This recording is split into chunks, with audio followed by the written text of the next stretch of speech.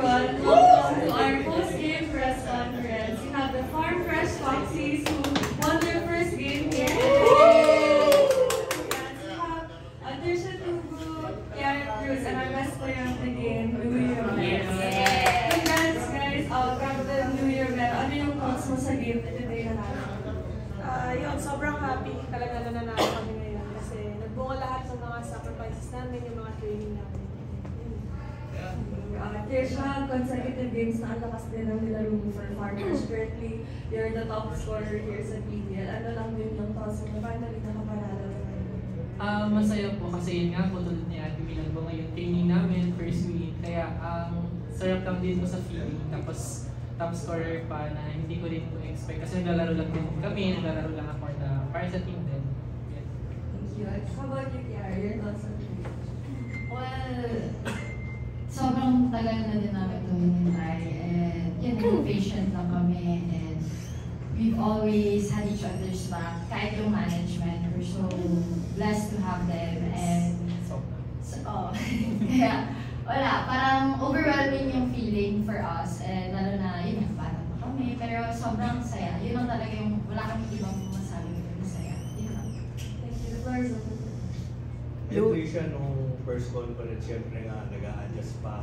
Tapos ngayon, ikaw yung naging top scorer ng league so far. Ano bang naging mindset mo coming into this conference? Siguro po nung first conference nga po, bago pa kami, madaming mga glitches pa, gano'n. Tsaka, bago pa lang yung team, bago pa lang yung mga kasama namin, kaya mahirap po mag-adjust sa conference. Pero ngayon po, since nakapag-gel na po kami, tapos yun nga po, nalagdag si Atwi, yung team po namin sa Adamson, kaya tuloy-tuloy lang po naman, same lang din po yung system namin, kaya ayun po. Louie, alam natin yung kalaban nyo may iniinda not only on the court but off it. Kayo personally, how did you guys keep yung mindset, yung mentality ng team na focus on the game, knowing na itong kalaban nga medyo nothing to lose pero merong issues off the court? Ayun, sabi ko lang sa mga kasama ko na laruin lang namin yung laro namin kasi yun nga sabi ni Gars, matagal namin hinintay itong panalo ko. So sabi ko sa kanila na huwag natin i-underestimate yung kalaban. Gawin lang natin yung trabaho. Sa inyo din. Same question for you, the two of you.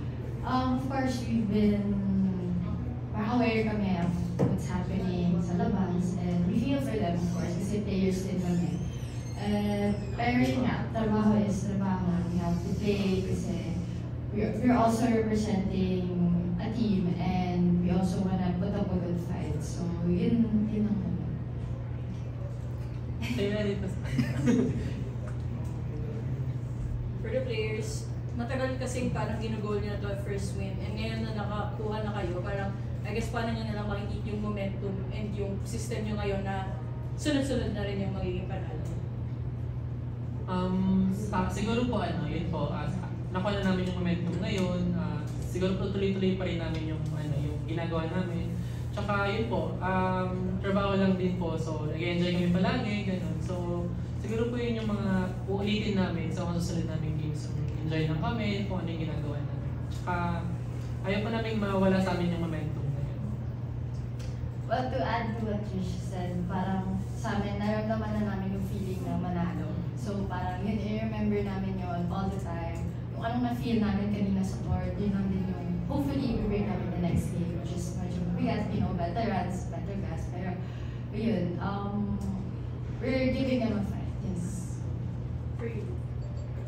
Sabi na nila yun nga, lahat naman ng nakakalaban namin, opportunity talaga sa amin. Kasi yun nga, ang tagal namin hinintay yung panalo. And sabi ko nga sa kanila lagi na yung pag-aralan namin sino makakalaban namin. Kasi ngayon nakuha namin yung panalo. So, kailangan namin paghandaan pa yung mga susunod hanggat hindi pa tapos yung conference.